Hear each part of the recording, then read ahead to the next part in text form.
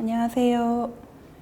앞으로 고졸 검정고시 미술 과목을 함께 수업할 백서율입니다. 미술은 다른 과목과 다르게 이미지와 함께 이해하면서 암기하는 과목이라 조금만 공부를 하시면 다른 어떤 과목보다도 좋은 점수를 얻으실 수 있을 거라 생각합니다. 수업은 각 단원별로 차례대로 진행을 할 거고요. 교재를 봐주시면서 수업을 들으시면 되세요. 그리고 핵심 정리 위주로 진행이 되기 때문에 수업 후에 교재로 한 번 더 복습을 해주시면 좋을 것 같습니다. 그럼 첫 번째 단원부터 저희가 시작을 해볼게요. 첫 번째 단원 미술과 생활이라는 단원인데 여기서는 미술의 개념, 미술이 무엇이고 또 어떻게 분류가 되고 미에는 어떤 것이 있는지 그리고 미술이 우리 실생활과 어떤 연관이 있는지를 간단하게 알아보는 시간입니다. 그럼 들어가 보도록 하겠습니다. 먼저 미술과 생활에서 자연미와 조형미 이렇게 되어 있고요. 미술의 개념과 분류되어 있는데 미술이란 무엇인가? 미술은 작가의 생각이나 느낌을 조형 요소로 표현하고 이것을 감상하면서 아름다움을 추구하는 예술입니다. 이 조형 요소에는 또 이따 후에 여러 가지가 나오는데 일단 이렇게 그 작가가 이러이러한 생각을 해서 내가 다양한 방식으로 표현을 하겠다 하고 만들어 놓은 것을 감상하는 것까지 다 미술이에요. 감상하면서 아름다움을 최종적으로 추구하는 예술이고요. 그래서 미술의 분류에는 순수미술, 이 순수미술 같은 경우는 실용성보다는 순수한 미적 요소를 추구하는 그런 미술이고요. 또 응용미술, 응용미술은 실용미술이에요. 그래서 실용성과 미적인 요소를 겸비한 미술, 건축, 공예 이런 게 되겠고요. 그리고 조형 미술 같은 경우는 또 여러 형태로 표현되는 회화나 조각, 공예 같은 게 있겠고요. 공공미술은 공공의 공간에 놓인 작품 혹은 공익적인 목적을 지닌 미술이에요. 그래서 어떤 공원에 놓인 조각품이나 벽화 이런 걸 생각하시면 되겠고요. 대지미술 같은 경우는 자연 그대로의 미술이에요. 자연에 놓여 있는 그대로의 바위나 토양, 눈 이런 걸 소재로 하는 눈으로 만드는 일본 삿포로 축제 같은 데 보면은 눈 조각 되어 있는 거 있죠. 그런 게 바로 대지 미술이에요. 이런 거는 자연스럽게 또 녹고 없어지고 자연이기 때문에 하기 때문에 그 작업 과정의 사진이나 다큐멘터리가 중요하게 평가되는 그런 장르가 되겠습니다. 행위 미술은 공연이라고 생각하시면 돼요. 그러니까 몸을 이용해서 그 작가의 조형적인 생각을 몸을 이용한 동작으로 표현을 하는 약간 일회성으로 진행되는 그런 미술이라고 생각하시면 됩니다.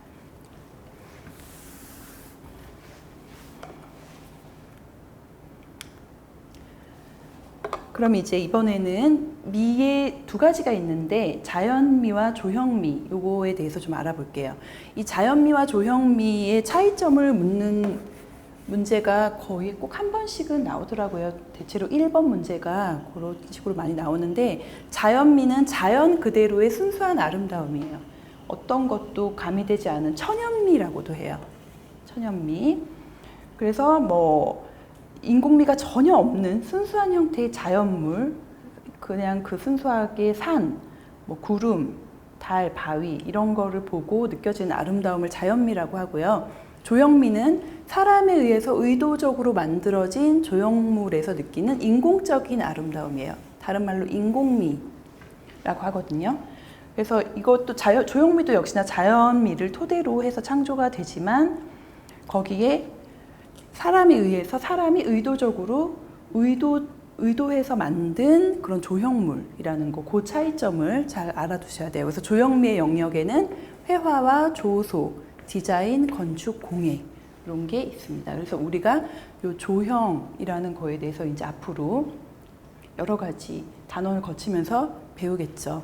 그래서 자연미와 조형미의 조화가 굉장히 중요해요. 긴밀한 연관성에 의해서 둘이 존재가 되기 때문에 조화를 이루어야 되고요. 그리고 이 조화를 이룰 때 우리의 삶도 굉장히 풍요롭게 되고 저희가 추구하는 궁극적인 아름다움이 되겠어요.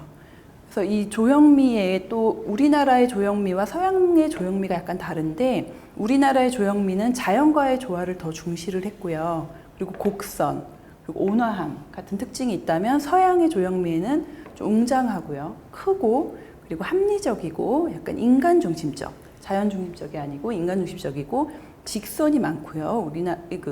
우리나라의 조형미보다는 기능적인 면이 많습니다. 여기서는 자연미와 조형미의 특징만 잘 알아두고 다른 거는 가볍게 읽어주시면 될 것 같아요.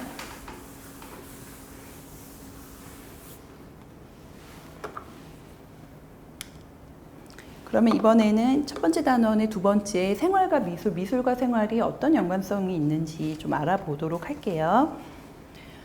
미술은 우리 생활 속에서 계속 창조되고 활용이 되죠.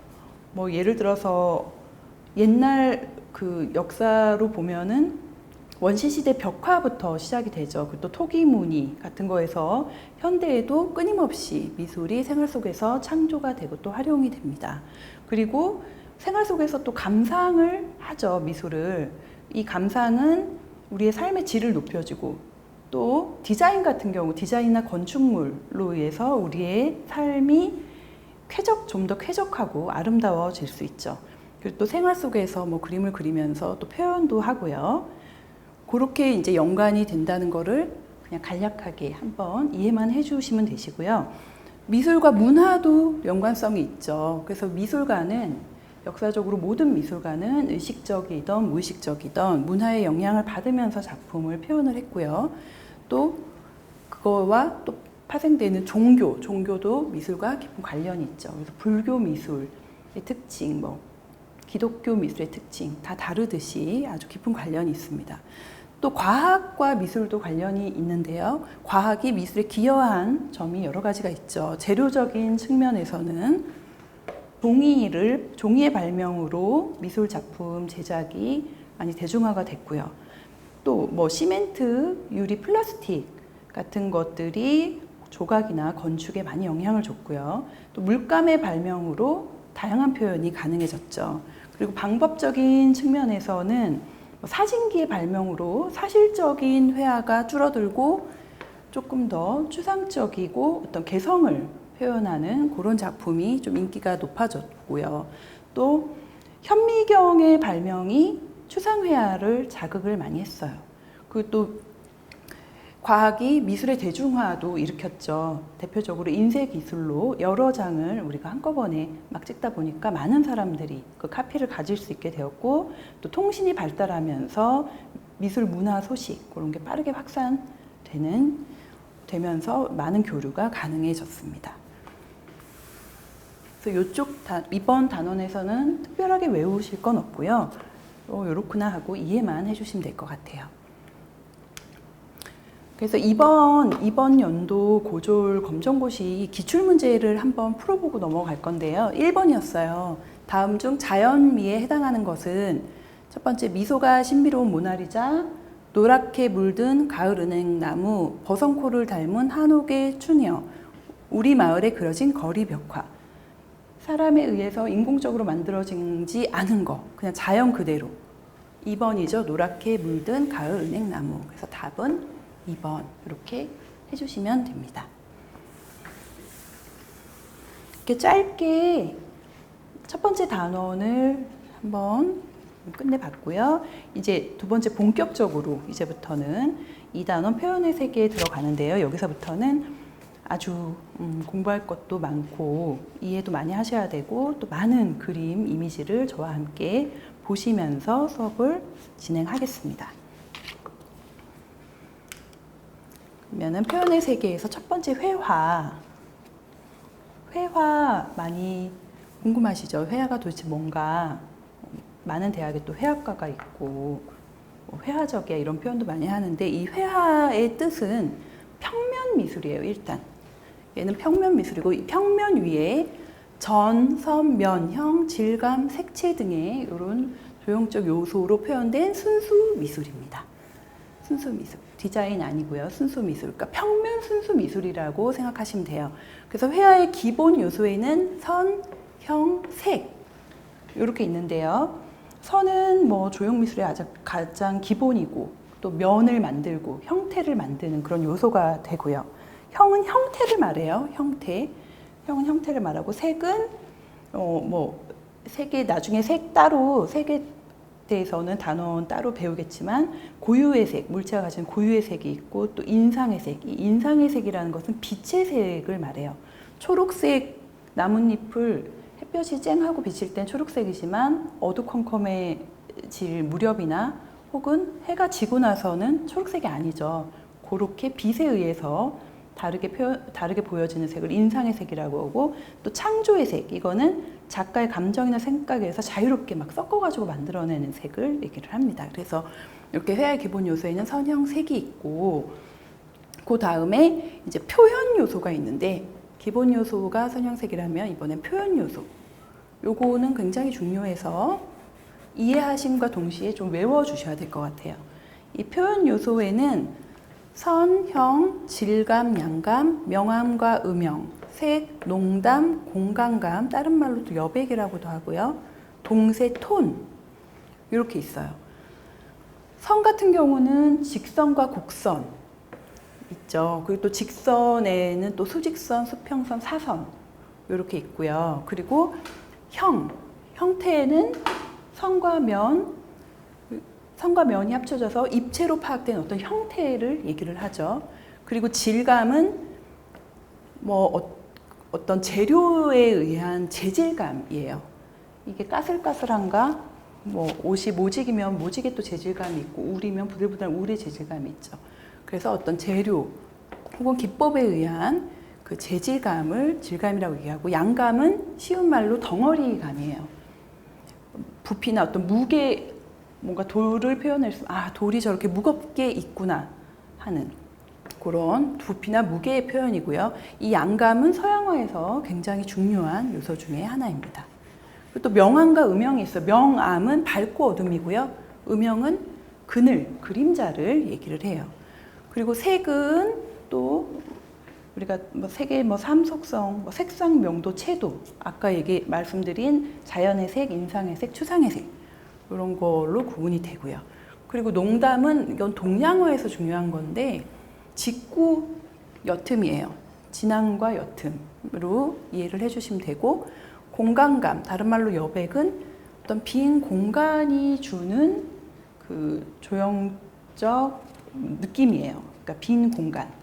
요거는 약간 거리를 나타내는 요소이기도 하고요. 화면상의 공간감을 표현하는 그런 중요한 요소입니다. 그 동세 같은 경우는 움직이는 느낌, 다른 말로 운동감이라고도 해요. 그리고 톤은 명암이나 농담의 변화예요. 톤 같은 경우는 단색의 명암, 이렇게 왜 우리 예를 들어서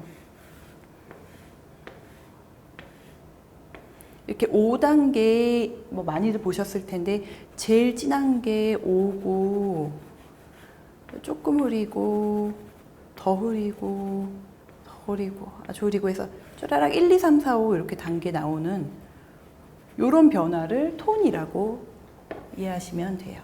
그래서 요런 거 같은 경우는 이해하시면서 좀 외워주시면 좋을 것 같습니다.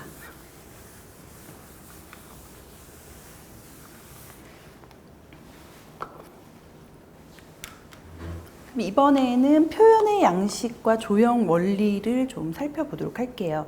표현의 양식에는 관찰 표현, 느낌 표현, 상상 표현, 추상 표현 이렇게 있는데요. 관찰 표현은 말 그대로 관찰해서 표현하는 재현적인 표현이에요. 있는 그대로 대상을 관찰해서 좀 사실적으로 표현한 거를 얘기를 하고요. 그리고 느낌 표현 같은 경우는 작가의 주관을 중시해서 좀 형태를 과장하기도 하고 변형도 시키고 하는 그렇게 약간 주관적인 표현이에요. 그리고 상상 표현은 상상의 세계를 자유롭게 표현을 한 것이고, 추상 표현은 구체적인 형태가 없이 순수한 조형 원리, 점선명 같은 순수한 조형의 원리로만 표현을 한 것을 얘기를 합니다. 그래서 여기 느낌 표현 같은 경우는 나중에 그 명작과 연결을 시킬 때 야수파, 그림을 찾아보시면 쉽게 아실 수가 있고요. 상상 표현 같은 경우는 초현실주의.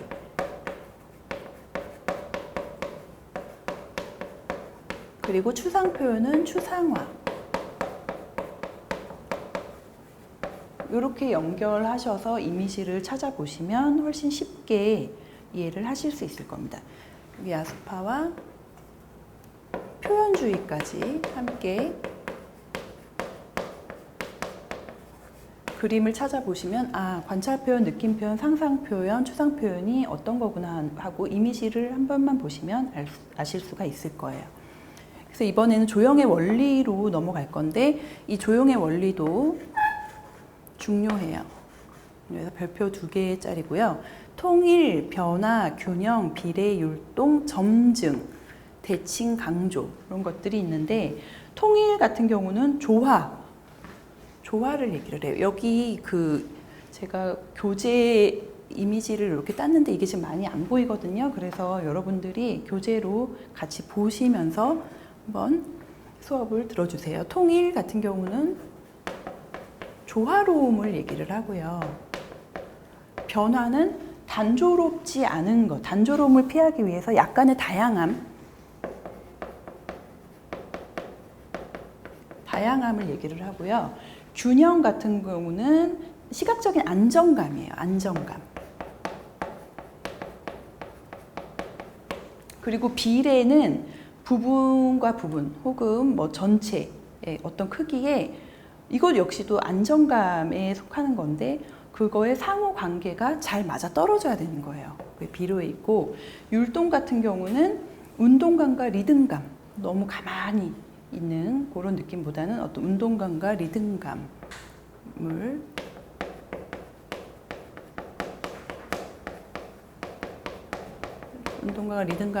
나타내는 조형의 원리이고 점증은 뭐냐 하면요. 점차적으로 변하는 거예요. 뭐 크기가 뭐 이렇게 조금 했다가 점점 이렇게 커지거나 혹은 뭐 꼭 크게 아니라도 길이가 점점점 길어지거나 명암이 점점 어두워지거나 색채가 점점 진해지거나 혹은 옅어지거나 하는 이런 원리가 이제 점증의 원리이고요. 그 다음에 대칭 같은 경우는 좌우 상하 뭐 형태나 색 이런 게 같이 나타나는 거죠. 그리고 강조는 어떤 하나의 시선을 집중시키는 거예요. 집중.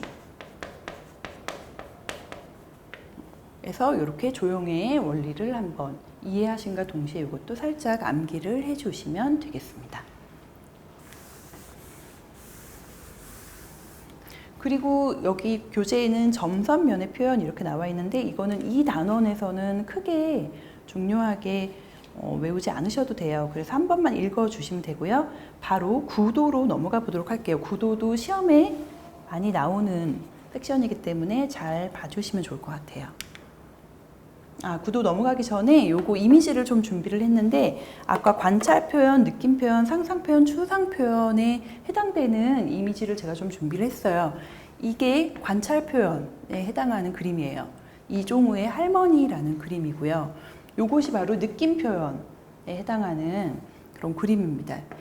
뭉크의 절규, 많이들 아시죠? 뭉크의 절규 작품이고 요것이 바로 상상 표현에 해당하는 작품이에요. 샤갈.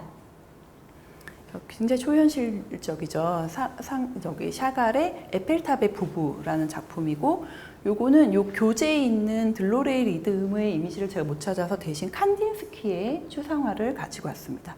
그래서 이게 바로 칸딘스키 굉장히 아주 대표적인 추상화가이기 때문에 또 여러분들이 많이 익숙해져야 하기도 해서 이렇게 준비를 했어요. 그래서 이미지 한번 봐주시고요.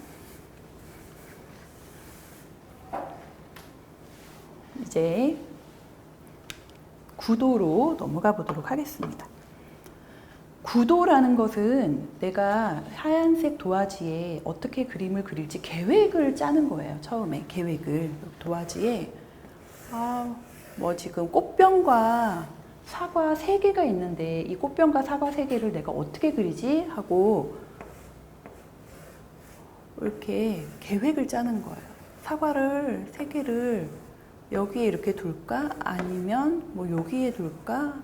그것도 아니면 뭐 뒤에 여기에 둘까, 뭐 아예 앞에 둘까, 잘릴까, 뭐 이런 식의 계획을 짜는 거를 구도를 잡는다라고 해요. 그래서 구도의 정의는 화면, 즉 도화지 안의 화면을 짜임새 있게 구성하는 것을 얘기를 하고요.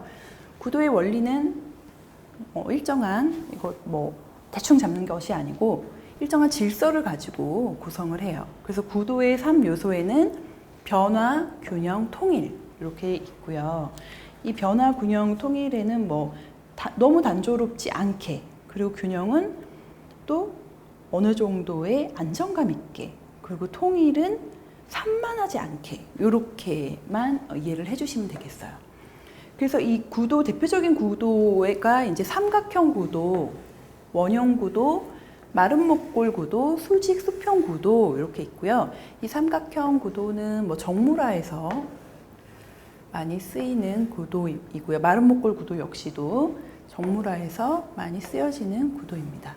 원형 구도 같은 경우는 뭐 풍경화에서 또 인물화, 간혹 풍경화, 뭐 인물화에서 많이 쓰여지고, 수직 수평 구도는 뭐 풍경화에서 많이 이렇게 쓰여지는 구도예요. 그래서 이제 이 구도, 이 삼각형 구도, 원형 구도, 마른 목골 구도, 수직 수평 구도가 뭔지 조금 더 표로 한번 보여드릴게요. 교재에도 그대로 있으니까 봐주시면 될 것 같아요.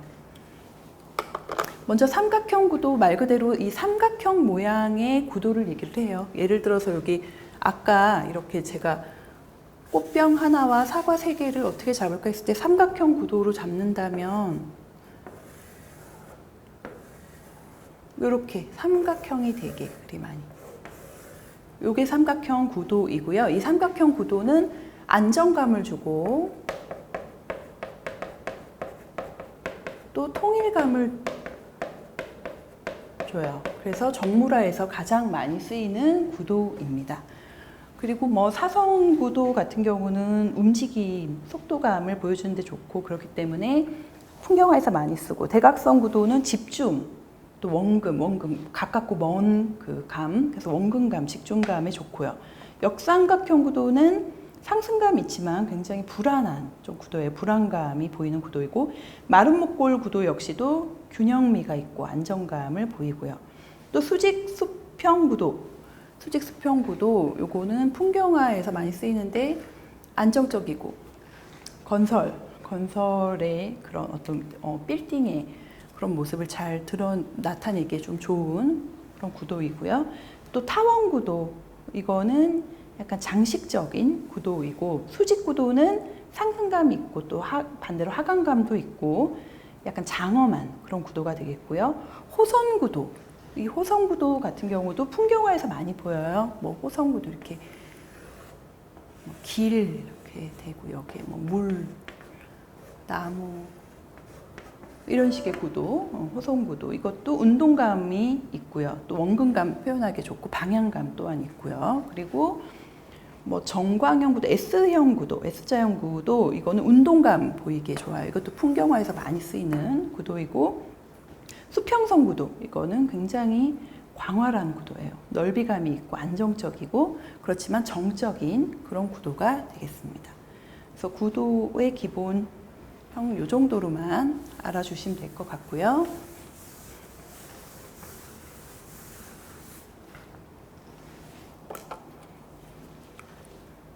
이미지를 좀 준비를 했는데, 이거 같은 경우가 사선구도예요. 사선구도.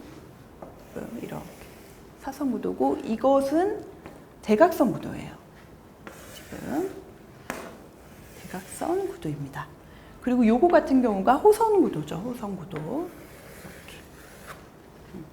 해서 이런 식으로 구도에 대해서 이해를 하시면 될 것 같고요. 구도는 이제 정물화, 풍경화, 인물화에서 실제로 많이 쓰여지는데, 정물화는 배치의 형태를 생각을 하면서 구도를 잡아야 되고, 또 풍경화는 그릴 범위를 정해야 되겠죠. 그래서 왜 이렇게 미술하는 사람들이 풍경할 때 막 이렇게 해가지고 이렇게 그릴까 이렇게 그릴까 하잖아요. 그래서 그릴 범위를 정하고 자신이 이제 화면을 구성을 해야 되겠고요. 그리고 약간 인물화 같은 경우는 흉상을 할 것인지, 흉상 같은 경우는 가슴 위에요. 흉상을 할 것인지 아니면은 전신상, 전신을 그릴 것인지, 좌상, 앉아 있는 걸 그릴 것인지, 입상, 서 있는 걸 그릴 것인지, 뭐 그런 식으로 자신이 정해가지고 구분을 해서 좀 잡아야 될 것 같고, 그리고 인물화에서도 움직임이 없는 뭐 흉상이나 반신상 그림에는 삼각형 구도를 가장 많이 쓴다는 거를 좀 알아주시면 될 것 같습니다. 그래서 이번 수업은 여기까지 할 거고요. 이제 다음 수업에서 이 회화에 남은 6번 뭐 형체 변화, 뭐 그다음에 뭐 회화의 분류, 뭐 표현 재료, 그리고 이제 2번으로 넘어가서 소묘, 뭐 그런 것들을 저희가 투시 이런 거를 이제 다음 시간에 좀 배워보도록 하겠습니다. 다음 시간에 뵙도록 하겠습니다. 감사합니다.